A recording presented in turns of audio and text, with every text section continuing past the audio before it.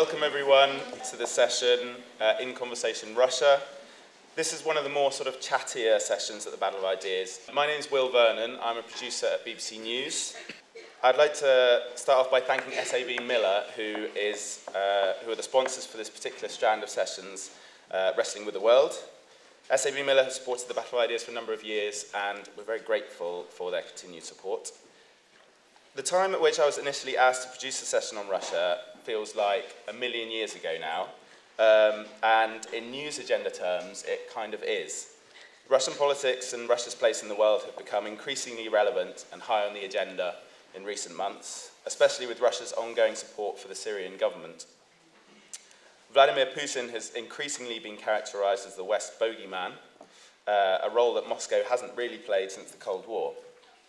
Pussy Riot, anti-gay legislation, and the imprisonment of opposition leaders, are these the signs of a repressed people? Opinion polls suggest not. But what does this mean, really? Do Russians like a strong leader, or are they just sort of flailing around for a bit of stability after 20 years of hardship? And what about the West's relationship with Russia? Some Russian critics accuse Western governments of treating Russia like a petulant child. Is this true? Why? All the sorts of things we're going to discuss. So I'll just quickly introduce my panel. I'm very happy they're all here because they're all experts and brilliant people. So to my immediate left is Lucy Ash, who began her radio career as a producer in the BBC Moscow Bureau in 1990. She lived in a tiny flat in a massive Stalinist skyscraper from where she had a bird's eye view of the White House during the aborted putsch of August 1991. She's now a presenter at BBC Radio Current Affairs. She's a regular presenter and reporter on Crossing Continents, and in 2010 she made a report about a Russian human rights campaigner murdered in Chechnya, which was awarded both a Sony Gold Award and a Foreign Press Association Award. So welcome, Lucy. Thank you. And to my immediate right is one of the country's most respected commentators on Russia, the EU and the US, Mary Dejevsky, who's worked as a foreign correspondent all over the world, and she's a columnist and former chief editorial writer at The Independent and regularly appears on radio and television, so welcome. To my far right is Edward Lucas, who's international editor of The Economist, has been covering Central and Eastern Europe for more than 20 years, witnessing the final years of the last Cold War, the fall of the Iron Curtain, and the collapse of the Soviet Union. The New Cold War was his first book. His latest book, Deception, was published in March last year. And last but not least, to my far left, is Mikhail Epstein, who's a literary theorist and critical thinker and professor of Russian and cultural theory at Durham University. He has authored 22 books and approximately 600 essays and articles, some of which are translated into 17 languages. So welcome, everyone. I'm going to kick off with a question, and I'm going to start off by asking Ed. Ed, do you think the portrayal of Russia in the West is a sort of fair one? I think that the West is always a bit behind what's happening, and I think that's partly just a general problem with Western perceptions, that if you talk to experts in any field, they will maybe give you an idea of what the conventional wisdom is going to be in a few months or a few years' time. I think that there's been, particularly with Russia, there's been a lot of wishful thinking. I think every new Soviet leader, probably since Stalin, we've greeted with enthusiasm, hoping that it's going to be better than the last one. We welcomed Brezhnev, we welcomed Gorbachev, I suspect we certainly welcomed Andropov. We may have even welcomed Chernenko. I believe the Washington Post wrote a very favourable article about Chernenko when he was briefly in between Andropov and Gorbachev. We welcomed Yeltsin, we welcomed Putin. And so there's always this sort of cycle of wishful thinking. I think with Putin there was a great desire to believe that he was going to be our kind of Russian leader, and he wasn't. He's an ex-KGB guy, he sees things his own way. He's become increasingly unhappy with the West, and some of that unhappiness has come across in the media and the Western worldview sooner, and some of it took rather longer. I think we've particularly underestimated the effect of Russian money in the West. We tend to assume that we're kind of impregnable, and actually I think Russian money, both clean money and dirty money, makes quite a difference, and we've been a bit unwilling to accept that. I think we tend to overestimate in our assessment of what's going on in Russia the sort of inside politics of Moscow, and we probably rather overestimate the importance of the opposition, and we underestimate some of the big long-term trends that are happening in the Russian provinces. Recently, there's been an awful lot of coverage of the opposition movement, opposition figures like Alexei Navalny. Lucy, do you think that these opposition figures are actually, popular or relevant to most Russians, or are they sort of just, darlings of the Western media? There's this idea that outside Moscow and St. Petersburg and maybe Nizhny Novgorod and Yekaterinburg, there's this kind of huge mass of illiterate peasants who will worship Putin.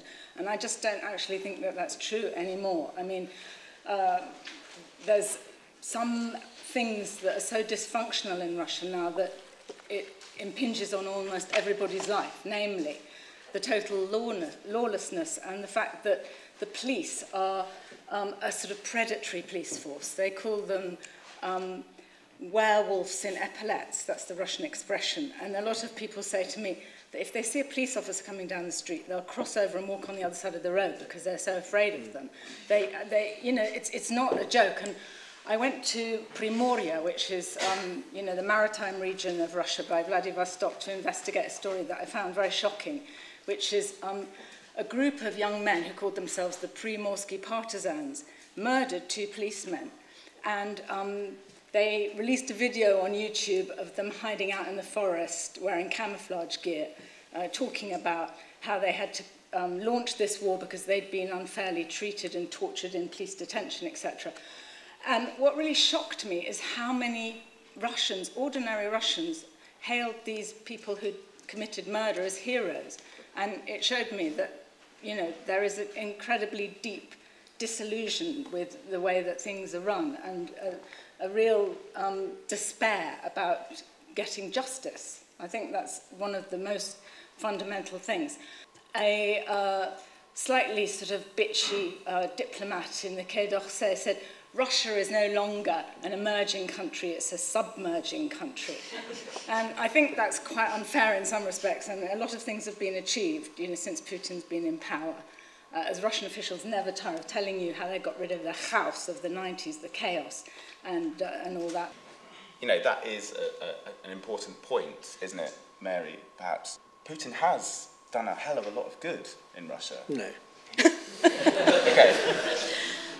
But, what Putin has done is that, at least in his first 2 terms, he brought a measure of stability to a country which had suffered 15 to 20 years, a whole generation of almost complete chaos for different strata of the population. That effect of stability, I would agree with Lucy and to an extent with Ed, that that's starting to wear off. That stability, in the sense that Putin brought it, is no longer maybe enough. But that doesn't mean to me that Putin's popularity is about to fade completely. At the moment, he is the single person that people look to for any sort of measure of law and order. And one, I think, of the biggest misinterpretations of Putin outside Russia is that he is actually a strong leader. We have this predisposition to see Russian leaders as strong and to see Russian people as liking and lauding a strong leader. I think that's wrong in both cases, and I think it's wrong in relation to Putin, that Putin is vulnerable. Putin is weak. His rule doesn't extend nearly as far as anybody thinks it does. Lucy talked about the situation in Primorye and essentially partisans, vigilantes. You had this situation in Moscow about 10 days ago where you had riots on the streets over a racist incident. Putin's power is much, much smaller than people think it is, and it diminishes the further away from Moscow you get. Mikhail, the kind of this new wave of Russian nationalism that's been, that some might say has been orchestrated by Putin. How important do you think that is to understand that when we're talking about Russia? Because there's been a kind of resurgence in the Russian Orthodox Church. Mary talked about riots, increasing antagonism towards immigrants in Russia. Do you think that this is something that ordinary Russians support? I think that pure nationalism, if such combination of words is possible at all, is not very feasible in Russia, because Russians are connected to Ukrainians, Tatars, Jews, Germans, with so multiple ethnic and cultural connections that I cannot imagine some pure Russians to be a slogan that would gain popularity in Russia. And also thinking about Orthodoxy, as you mentioned, the recent poll conducted a year ago regarding religious identities in Russia showed an interesting change. It used to be thought that 80% of Russian population are Orthodox, because they were asked in the wrong way. Are you Orthodox? Yes, we are. And then it turned out that many of them don't believe in God, don't go to the church, and so on. So when the question was changed to do you belong to Russian Orthodox Church, it turned out that only 41% of Russians are Orthodox. And the second largest group comes with a very strange category of people who do believe in God, but do not belong to any denomination at all. They are called бедные верующие in Russian, which would be translated as poor believers or minimal believers. They do believe in God, but they don't identify themselves to any confession, any denomination at all. And when I recently talked with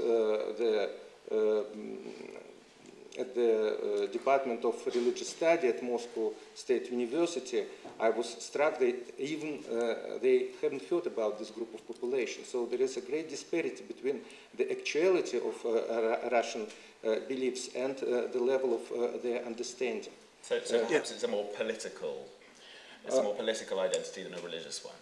It's a religious identity, but I think it has a huge political consequences, because now Orthodox Church claims to become the state church, and the quick transition from mass atheism to so-called theocracy, that means the rule by church, is so sudden and sad for many people, especially with this Pussy Riot incident, that I can foresee that many people will just break their connections to Orthodox Church as much as this church will associate itself with the state. Mm-hmm. Could I say something about Russian identity and religion in the Orthodox Church? I mean, up this end of the table, we were actually whispering to ourselves Anglicanism, because there is quite a sense in which the Orthodox Church in Russia is now the established church, and there is a similar difference between the proportion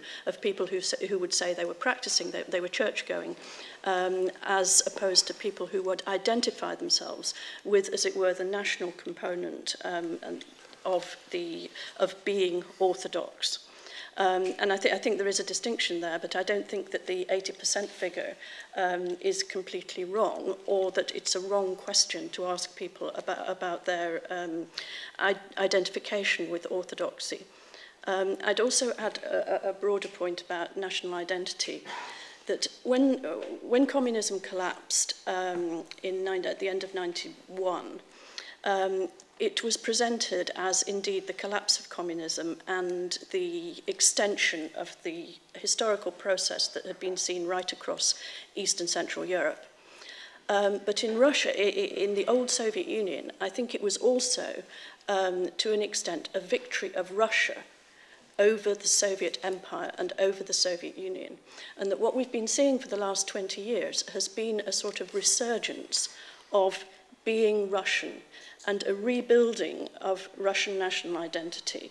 And I think that's a point that's often lost, and that orthodoxy is part of that. I'm very sceptical about the rebirth of Russian national identity, partly for the reasons that Mikhail mentioned, that the idea that there is a sort of pure Slavic Russianness that you can build an identity on is, I think, a fantasy. And I think the idea of building Russia as a kind of non-imperial state where Russians and non-Russians have really an equal say is also very difficult. But I think I was perhaps a bit too polite about Putin at the beginning. I'm going to try and stir up some disagreement.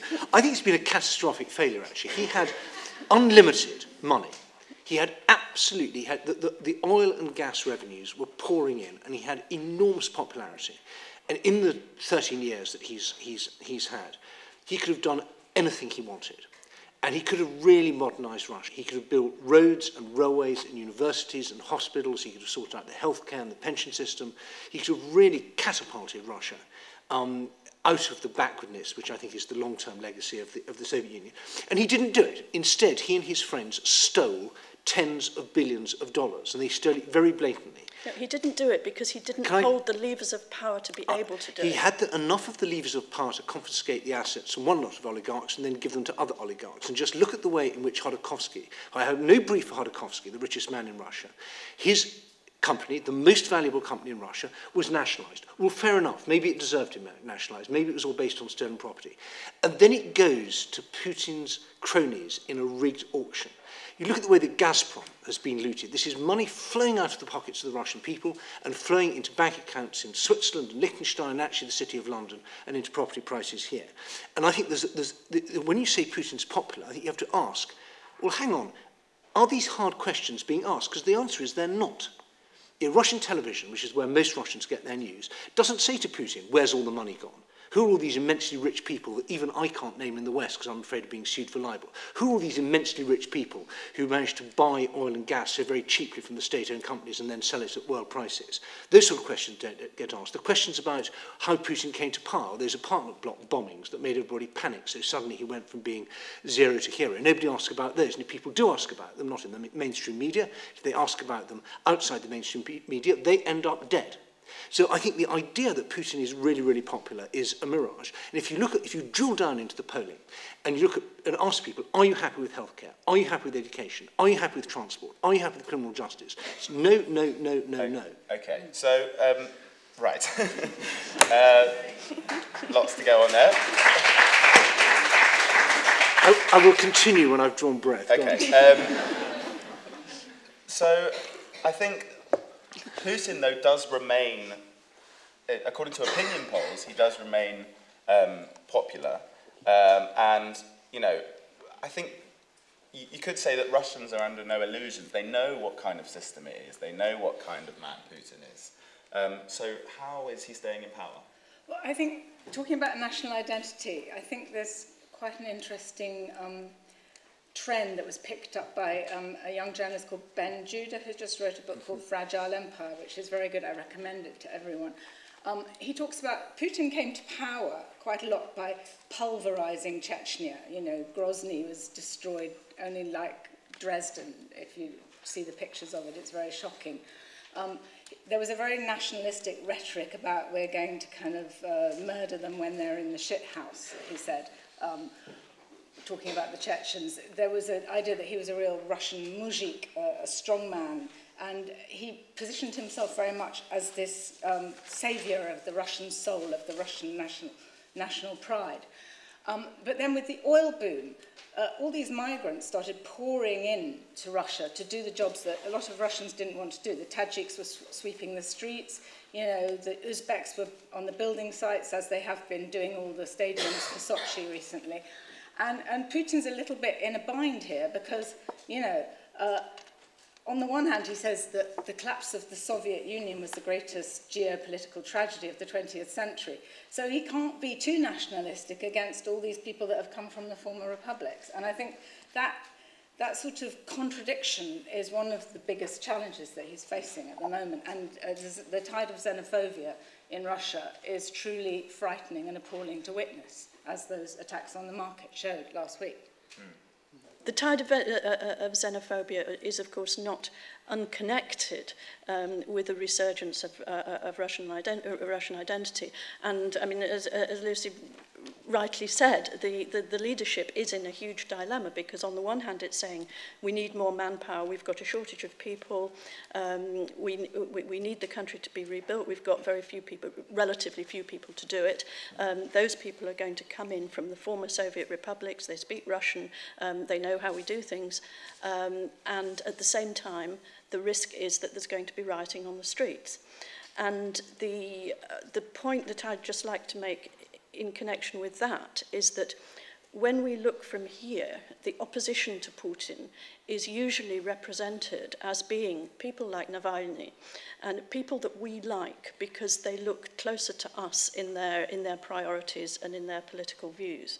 But the biggest opposition, not just to Putin but to Yeltsin before him, has been from the conservative, nationalist, former communist left and the extreme right. And they are not the people that they sort of meet around the back. And they are not the people that the West would ever like to support. But they are the main threat to any Russian leader, both through the 90s and now.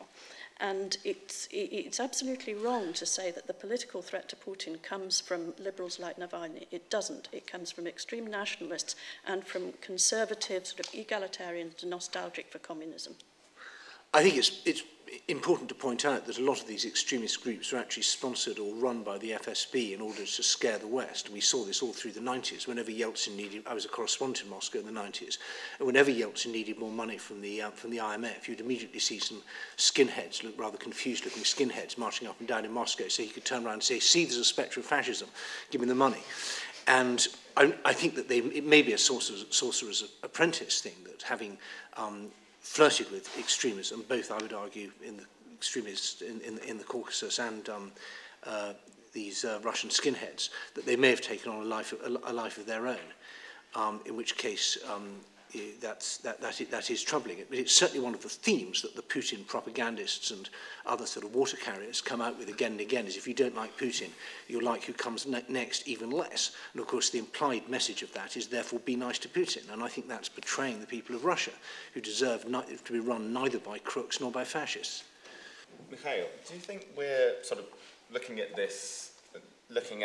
these issues through sort of Western eyes? How do ordinary Russians feel about the state of Russian democracy, about the Putin system? You see, I think that there is a tendency in the West to politicize Russia, whereas within Russia, what happens there is much more a matter of some psychological, metaphysical, I would say even self-definition. And we have this kind of liberal fallacy that if Russia would have right rulers, everything will be all right, you know. But then why these people vote for Putin, you know? And under any circumstances they will vote for Putin while Putin is in power, because there is a certain magic of power in Russia. For example, there was such a powerful mayor of Moscow, Lushkov, and he was the favorite of Moscovites. But as soon as he lost his power, he was fired by Medvedev. And there were next elections. Nobody even thought about voting for Lushkov because he was out of power at this point. And he was thinking about putting himself on the election bill, and he decided not to. Because whoever has power, he will get power. Who has no power will not get power. And so the psychology of these people is something that needs to be taken into account. Yes, Putin, I believe, is a disaster to Russia, but Russia is a disaster to itself. And why? And why? You know, I think that these latest years could be called, retrospectively in the history of Russia, the period, the end of illusions. We had illusions with Gorbachev perestroika and with early Yeltsin, that as soon as we disintegrate, so to say, Soviet system, socialist, communist system, everything will be okay with Russia. So we were struggling with 70 years of Russian communism, Soviet communism. Now we understand that we have to struggle with 1,000 years of, I don't know how to call it, but which much deeper traditions. It's not just 70 years. It's some tradition of adoring the power, of being passive, of having, of treating freedom as burden, which we have to load to somebody else's shoulders, as Dostoevsky famously said in Grand Inquisitor poem, that there is nothing so hard for human soul as to get this burden of freedom. And people, so the Grand Inquisitor is very actual in contemporary Russia, very actual, because people try to get somebody to whom they can put the burden of responsibility, of freedom, and Putin is in this sense. Some very comfortable. What about the church? Isn't that also something people are invested? The church. The church as well. The church as well. But you know, it is amazing how atheism that was implanted in Russia violently for 70 years, in a matter of 2-3 years, changed into, so to say, mass Orthodox infatuation. And this is also, by the way, predicted in Grand Inquisitor, because the Grand Inquisitor says, you will ruin, simplifying, you will addressing Christ himself, who is silently listening to him. He said, these people will ruin your churches and will expel us, the priests. They will try to build the Tower of Babel in order to be fed. But they will fail with this Tower of Babel, and they will call us to come back, and we will come back.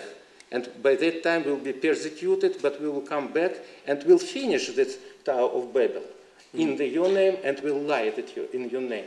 This is the quickest possible transition from atheism to theocracy. And this is what we are observing now in Russia. I'm very skeptical of this idea that I agree that it's been 1,000 years of abominable history, and with a few very bright spots, which I might go into in a moment. But I think it's too easy to sit back and say, well, the Russians are used to this. They like a Vozh, they like a strong leader. That's what they're used to. Let Putin get on with it.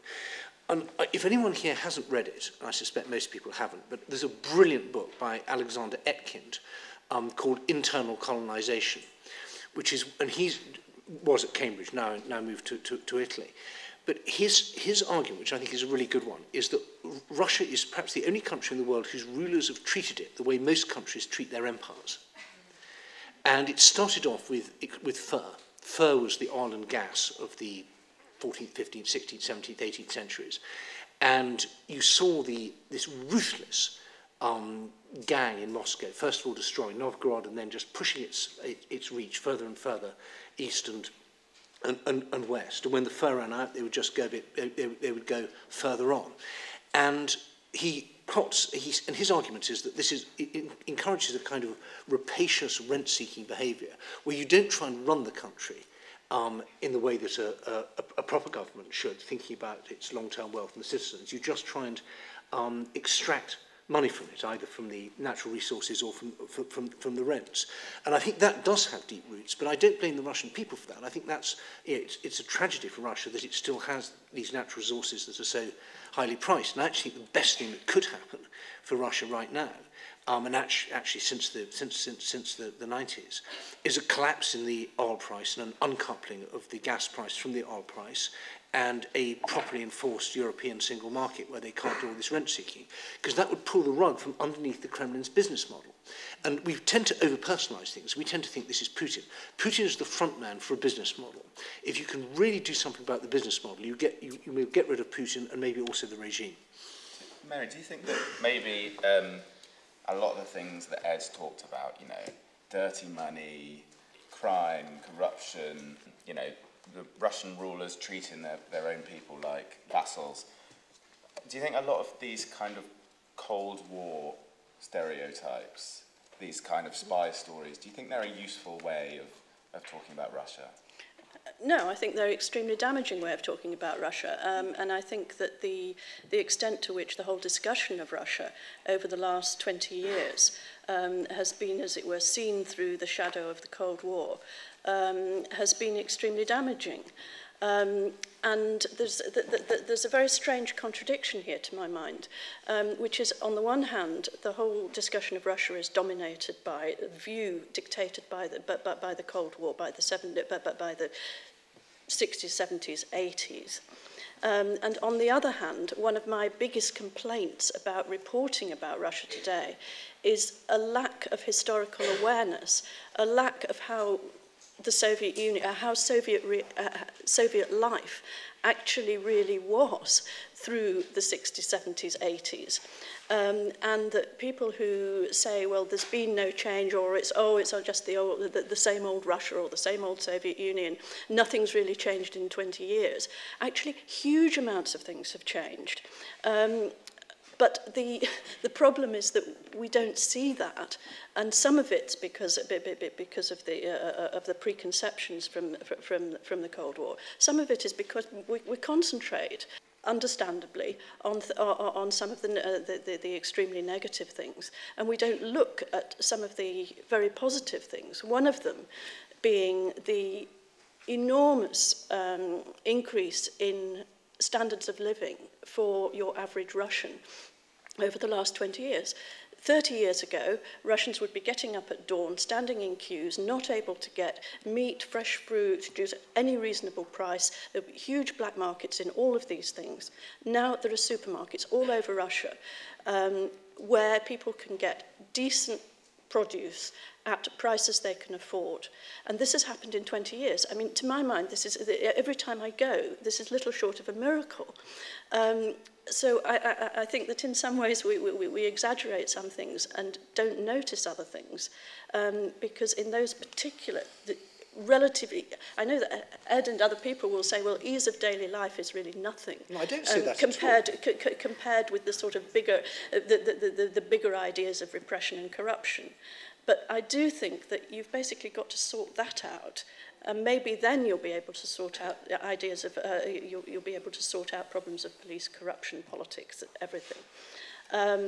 I would also just make one completely gratuitous comment on this, but I think that the extent to which Russian money has been able to come to London in particular, come to the UK, with no questions asked as to where it came from, where London is regarded as a safe haven, where lawyers representing Russians who flee to the UK, some for good reasons, some for bad, say, we cannot envisage a situation where we would extradite any Russian back to Russia because we think that the legal system is inadequate, which differentiates us from the US, from France, from Germany, from most people elsewhere in Europe. I think we have a problem. We are complicit in this. That's interesting. That's an interesting idea, that we have the problem and not Russia. Because I always think when people talk about a sort of that Russia being a state with an overbearing police and security apparatus and no freedom of speech. And I think about the UK and I think about secret courts, anti-terror legislation, people getting arrested for putting things on Twitter, getting arrested for taking photos of police officers. Come off it. Hate speech legislation. Not for doing a 40-minute song in a church, though. Kettling. I mean a 40-second, sorry. Well, that's the most absurd piece of moral equivalence I've heard in a week, and you should be absolutely ashamed of saying that. You really should. There is no comparison. By the way, I don't actually buy that argument. I was talking specifically about the amount of Russian money and Russian criminals who are basically given refuge in London, and we treat this as a huge amount of brownie points for London as saying what an attractive place we are. Yeah. And I think we should have been asking many more questions about where this money came from, how it managed to cross borders, and that was our responsibility that we flunked. Can I just ask one very quick question before we go out to questions from the audience? I expect you all read it. I expect most of the audience read Vladimir Putin's column in the New York Times about the Syrian conflict. Lucy, Vladimir Putin as a peacemaker and a believer in the lovely UN that's going to solve all those problems in the Middle East. Well, I mean, it is certainly a fleet-footed piece of diplomacy.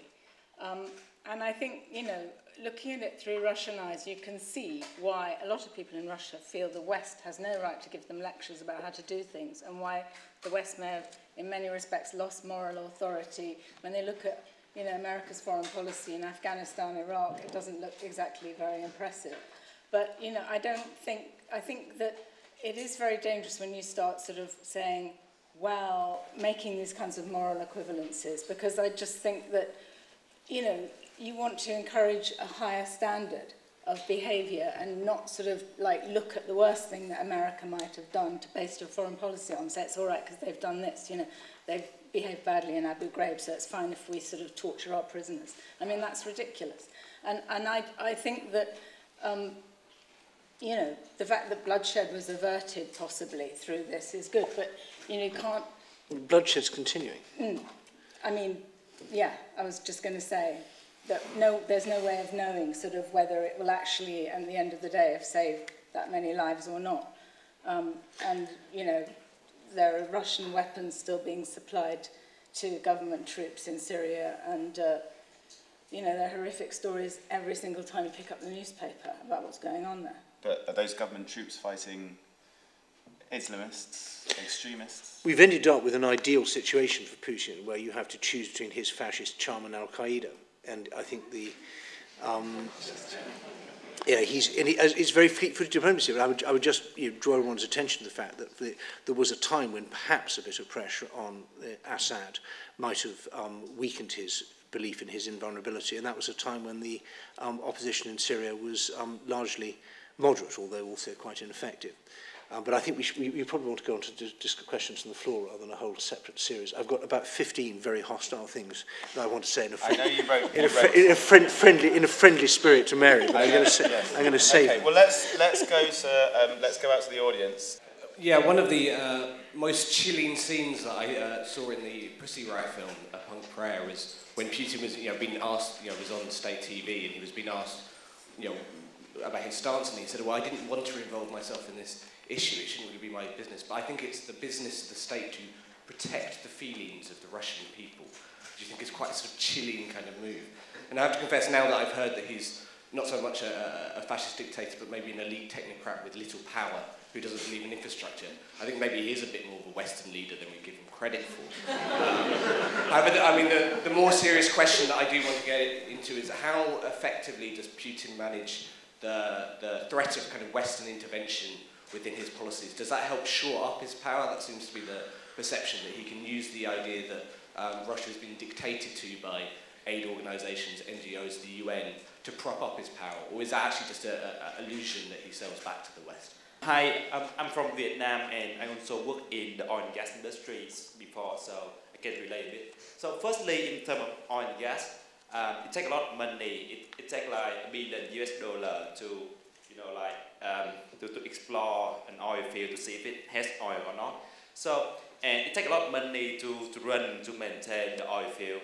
And I think like the way that Russian go, which is to let the oligarchs to buy the oil field cheaply, to develop them and then nationalize the back, is a great way to go, because it takes a lot of money, it takes a lot of risk to be able to, get the oil up and running, because otherwise you will, if you do a poor job, then the oil will just flow for like a few years and then you totally waste the whole thing. And secondly, I'm coming from Vietnam, and traditionally we are like communists. So the things like there a huge proportion of the population, like of Vietnamese people, are they still live in the age of communism, and it takes a great effort to change things. First, we need to lift people out of poverty first, like get them to get access to the internet, get them to get access to school before we can talk about free speech and things. Yeah. From WORLDwrite, Citizen TV. Quick things. First of all, I just wanted to defend Will, not because I think he was suggesting any kind of equivalence on unfreedoms in Britain, but it just feels like there is so much finger pointing at Russia on these things that mean that we don't question some of the real problems that we have in terms of unfreedoms domestically. Specifically, for example, I found it quite repugnant, and I'm no fan of Putin or the old Stalinist system, but I found it repugnant that sort of the left and half the world were finger pointing at Putin over the illegalisation of teaching homosexuality within sex education, for example, particularly given that in Britain it was criminalised from 1987 for 10 years. You couldn't teach about homosexuality equally in UK education. And I do find that there's a rather pugnant amount of finger pointing. And I have felt similarly, and you see, you almost feel like you can't say these things, otherwise you're supporting backwardness. I have felt that the way in which people here have gone bananas over Russia's relationship to Syria, it's been a very similar thing, almost recreating a sort of East-West phenomena. So I just want your thoughts on that. And lastly, very quick question, what does motivate Russian foreign policy now? We have seen the sort of end of realpolitik everywhere. Everyone else has taken up the humanitarian nonsense. But what does Russia do in relation to that? Thank you. The panel have painted what I'm sure is a realistic but very depressing picture of Russia.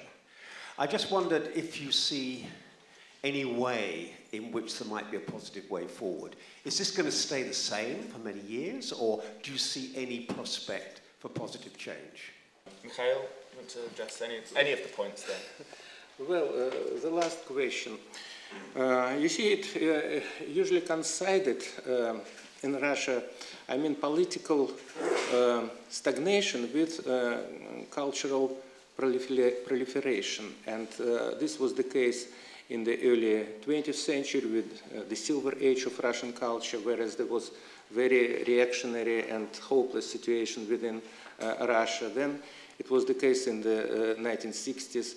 And I think that now our greatest hope is that this energy of decay, energy of disintegration of Russia, because I don't think there is any way for Russia to keep its current borders. It is disintegrating, and current stagnation is the form of retarded disintegration. That the energy of disintegration will feed Russian culture, which I believe now is in a good shape. It's not very visible to the external world, but Russian literature, Russian artistic imagination is in a very good shape, and this is where I put my major hope. First of all, on the oil and gas point, the Russian oil and gas industry is the most incompetent in the world. If you just look at Gazprom's share price. If you own any Gazprom shares, please sell them right now. That's not official investment advice. It's just common sense. These companies are used as kitties for looting by the Kremlin. They're not developing new oil and gas fields. Just look. You can look at the map. I think that this whataboutism is crippling. If you start saying, take the biblical thing, we can't criticise the mote in someone else's eye until we look at the plank in our own, then you can never criticise another country, because you'll always find something to criticise here. I want to echo the criticisms that the Russians themselves make of their regime, of the very brave human rights people who stand up for the same principles in Russia that we stand up here, and we have a common cause.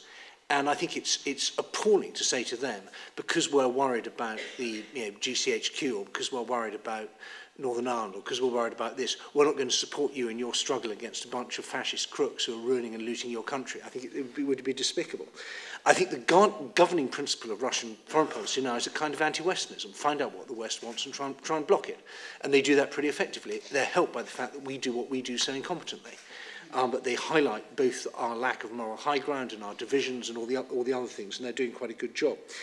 In terms of optimism, I agree. I so agree with you, Mikhail. I think that Russian cultures, I don't think it's been in this good a state since the Silver Age, and perhaps it's even better than that. I think this is fantastic. We've got a really profound, I think, growing cultural self-understanding among Russians in the emigration and in Russia about the way the country is and how it feels about itself. I'd also add economic freedom. We've had 25 years now of people being able to buy and sell and travel and save and invest. And although it's a terribly difficult business climate and there's all this predatory, appalling behaviour by the police and the authorities, people have created little autonomous spaces where they run businesses, they do stuff, and they have money that the state can't take away because it's abroad. Sometimes I think it's stolen money, sometimes it's honestly acquired. But we're never going to go back to that kind of Soviet era where the state controlled everything, could control who you slept with, what you bought, what you sold, whatever you did. That's not coming back. And I think it's a fallacy, therefore, to say that Russians are still governed by the communist mentality. I don't know Vietnam at all, but I think that the problems in Russia are much deeper in terms of the way the state behaves, but I don't think it's particularly communist. And finally, the idea that there's any Western attempt to topple Putin is absolutely ridiculous, and there never has been. And he's got things very, to that extent, well under control by chasing all the NGOs out of Moscow. What I would just mention, and other countries, what I would mention is the EU is doing a very good thing in trying to get Ukraine, Georgia, Moldova, to sign deep and comprehensive free trade agreements. It's a really, really important bit. I mean, sorry, and what's the Kremlin doing? It's launched trade wars. It's banned Georgian wine, it's banned Moldovan wine, it's banned Ukrainian chocolate. They're now trying to punish Lithuania for daring to host this EU summit. So my final message is, please buy Lithuanian cheese. You can get it at Victoria Station at Liverpool Street. And it's delicious. It's better than Parmesan, it's much cheaper, and it'll ruin Putin's day, and it will enrich your fridge. Was there not though, an agreement when the Soviet Union broke up that NATO wouldn't encroach, on Russia's borders, providing that the Warsaw Pact was broken? Russians say that. It's not true. Well, the question of NATO expansion is a delicate one. No, it's not. It's very simple. The undertaking was given to Gorbachev. My view is that an undertaking given to Gorbachev, given that Russia was the successor state, recognized all over the world and in international law as the successor state, which took over the debts, it took over the UN seat, it took over everything, all the Soviet obligations, that a promise made to Gorbachev was a promise made to Yeltsin and was a promise that should have been honored. And you consign the Baltic states to slavery. No, it's nothing to do. The Baltic states were already independent. They wouldn't be allowed to join NATO. Did not need to join NATO to be independent. They wanted to, and you'd have kept them out. Anyway, that's the. There are different views of that. My view is that, and Ed's view is a different view. Going back to, I would obviously agree with the point about negative reporting about Russia. Section 28 in the UK, I think, is an almost exact equivalent to the legislation in Russia. I know the argument that says it was bad legislation here, and it's even worse for Russia actually to introduce something like that. But I don't think you can see it without understanding that that sort of prejudice, it's very, very recent that we have changed in Britain. And those prejudices still exist, not just in Russia, but through lots and lots of the world. And you can say, well, Russia has signed up to be a European country. That is true, but you can't just abandon history overnight. On Syria, I think that also the extent to which the West, quote, was able to exploit Russia's veto at the UN, basically for its own advantage. There was no public will, this was tested by the UK Parliament. It was about to be tested by the US Congress. It was never tested by a vote in France, but the polls were a similar way. There is no appetite in the Western countries who would have done the intervention in Syria for yet another embroilment. And the fact that Russia vetoed resolution after resolution at the UN gave the West a scapegoat, an excuse for not intervening. And finally, when the bluff is called, actually it turns out that Russia's view that isn't peace non-intervention, isn't that better for a country to sort out its own problems than for us to go marching in and make things worse? I think that was a point that simply that was simply ignored at the time. The only other thing I would address was this question of depressing and prospects. I mean, I hope that in a lot of what I said, I haven't actually given the view that everything's terrible and it's all going backwards. I think it's going forwards in a lot of ways. And a couple of years ago, I tried to gauge at what point the majority of Russia's voters would no longer have a memory of the Soviet Union. And it's actually very, very difficult to calculate this because the demographic figures relate to people of working age. They don't really relate to people. My sort of rough calculation was people who were age 7 in the middle of Gorbachev's perestroika, so about sort of mid-late 80s.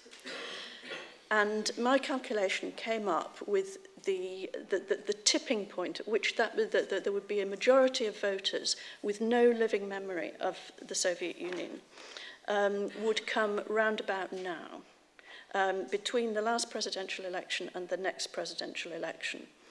And while you can look at the UK, and I would say that I was growing up in the late 50s and 60s, and I think it's only in retrospect that you realise how much those years were overshadowed by your parents' memory of the war, and that it's only quite recently that has faded. That I think if you look at Russia today in the same way, it's going to take a very, very long time for those memories and that legacy to fade away. It's going to have an imprint on the country for a long time to come.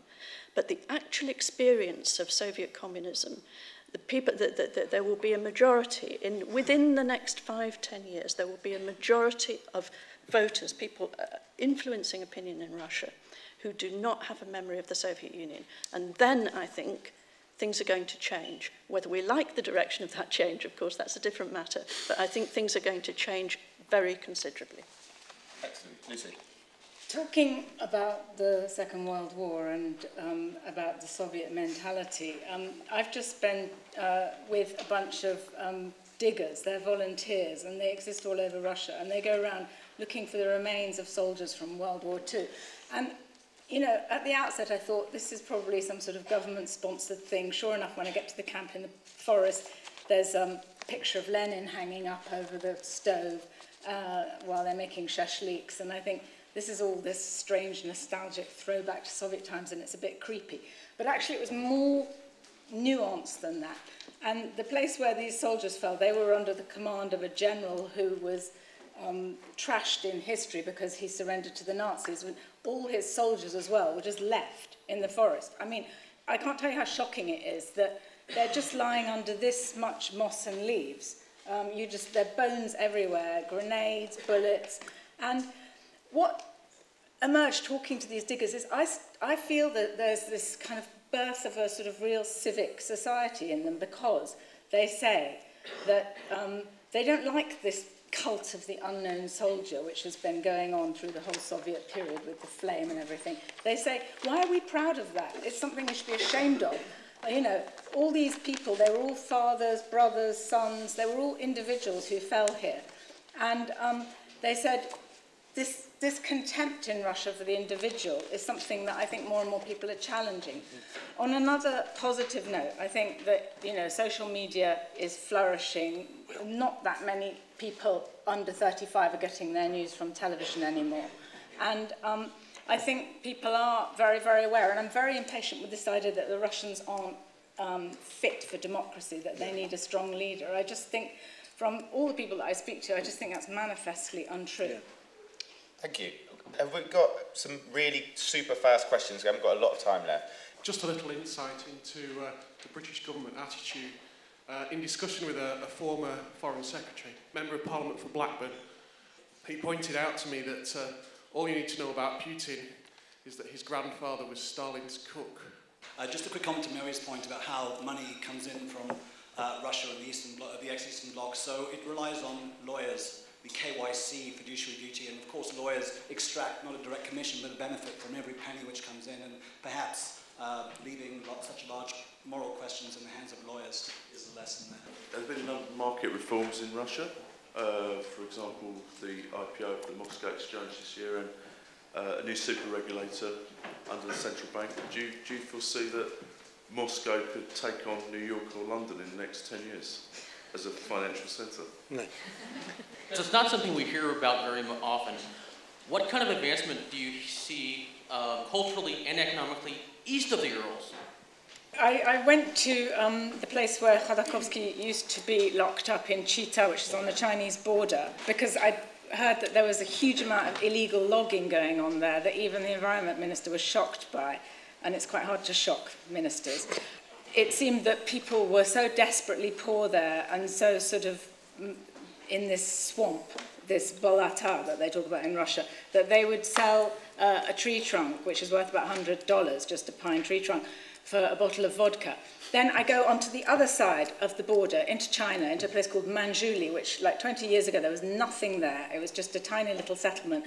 Now it's kind of full of huge hotels where Russians go and spend their money having massages and lots of other sorts of services and go shopping. And, you know, it was just really, really remarkable. The contrast between China and Russia, it just really did my head in. And I thought, why is this? I mean, you know, why isn't Russia using its vast raw materials, its wood and everything, and doing processing of its own? And there's this huge fear about, there's a huge xenophobia in Russia's Far East, because they basically think that they're going to be very soon overtaken demographically, economically by the Chinese. Thank you. Ed, do you want to come back on any of the points? Russia's basically stuck under its current regime because it can't go in. It wanted a multipolar world, and it got it, and it doesn't like it. It's too weak to be a pole in a multipolar world. It doesn't want an alliance with China because, as Piontkowski said, that would be an alliance between a rabbit and a boa constrictor. It doesn't want to go in with a kind of global Muslim South because A, it doesn't exist, and B, they wouldn't like the Russians. And that really leaves it, I think, only with the chance of the option of going westward. And I think sooner or later, first of all, I agree with Mikhail, I think Russia is going to disintegrate, at least to some extent. But what's left, I think, will have to be Western-oriented because there's nowhere else to go. And it's really just a question of how much money is stolen and wasted and how many more lives are ruined until that finally happens. Mikhail? Well, I think if there is something positive in current condition of Russia is that Russia always tried to live either in the future or in the past, in the communist future or linking to the tradition of the past, of monarchy, of the church, of orthodoxy. Now it is the short period of time, perhaps first in Russian history, where Russians get to know how to live in the present. And this is something which may have some deep educational and ultimately political effect on them. How to live in the present, not with some grand visionary project. But what does it mean not to have any project, not to have any utopia?